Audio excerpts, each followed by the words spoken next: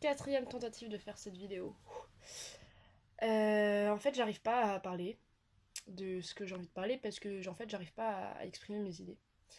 Et c'est assez marrant parce que cette vidéo que je veux faire, c'est une vidéo qui parle du fait que j'arrive même pas à exprimer mes idées à moi-même. Euh, Comment dire?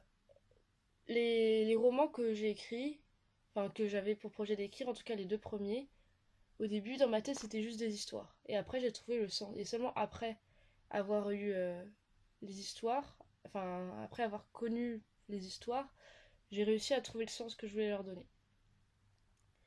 Mais là, dans mon écriture du premier roman, il y a encore plein d'inconnus.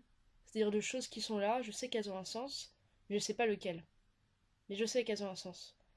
Et l'autre nuit, il s'est passé un truc, c'était exactement un peu le paroxysme de ça, je sais pas comment dire. C'était que en gros, moi j'ai une manière de réfléchir ou de trouver des idées, de m'inspirer. C'est en gros, je laisse les personnages vivre dans ma tête. C'est-à-dire, j'ai l'impression de pas réfléchir, j'ai l'impression que c'est pas moi avec ceux qui font le seul, mais bon, comme c'est dans ma tête, c'est forcément moi. Mais c'est plus ou moins inconscient, c'est-à-dire ils sont là et puis c'est comme si je regardais un film avec mes personnages dans ma tête. Et c'est-à-dire que là, ce que j'imaginais plus ou moins consciemment, c'était vers la fin du roman. Et la fin du roman, ça fait assez longtemps que je sais comment elle va être. En tout cas, je sais par quel événement elle se conclut. Mais je sais pas exactement comment ça se met en place. Et là, enfin, mes personnages ont trouvé, donc moins directement, ont trouvé comment ça va se mettre en place. Et à ce moment-là, quand je l'imaginais, quand j'avais dans la tête, j'ai ressenti un truc hyper fort.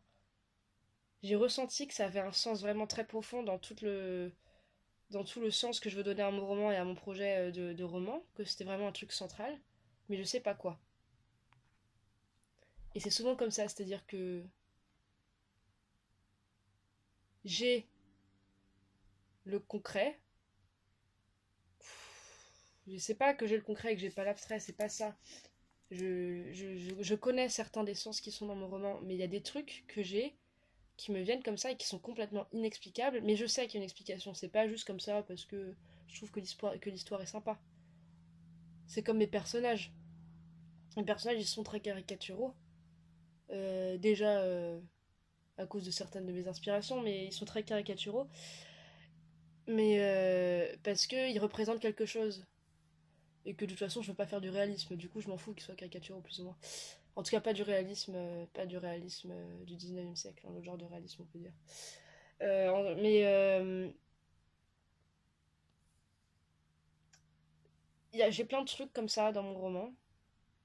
Et puis dans ce que je fais, putain, je viens de me faire attaquer par des trucs sur mon étagère. Donc c'est une boîte de Magnum et un petit nain de jardin. Voilà.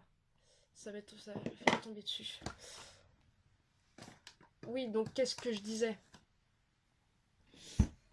Donc j'ai énormément de choses comme ça. En fait, moi je suis quelqu'un qui ressent beaucoup, parfois un peu trop, qui marche beaucoup par les sens, enfin ceux que j'ai complètement, par les sens et par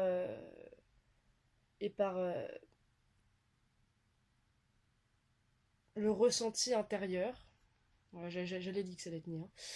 Euh, et là, j'ai ressenti vraiment un truc hyper fort par rapport au sens de la fin, mais je sais pas quoi.